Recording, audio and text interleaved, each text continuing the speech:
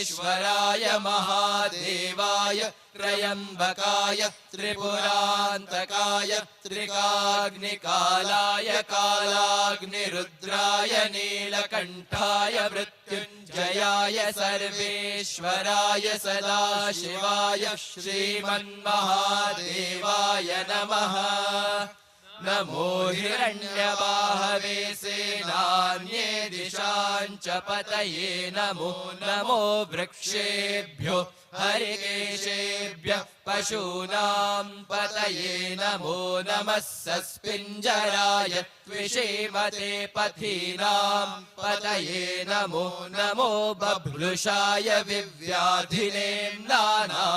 पतये नमो नमो हरिकेशायोपवीतिने पुष्टानां पतये नमो नमो भवस्य हेत्यै जगतां पतये नमो नमो रुद्रायातताविने क्षेत्राणां पतये नमो नमः सूताय हन्त्याय वनानां पतये नमो नमो रोहिताय स्थपतये वृक्षाणां पतये नमो नमो मन्त्रिणे वाणिजाय कक्षाणां पतये नमो नमो भुवन्तये वारिवस्कृताय औषधीनां पतये नमो नम उच्चैर्घोषाय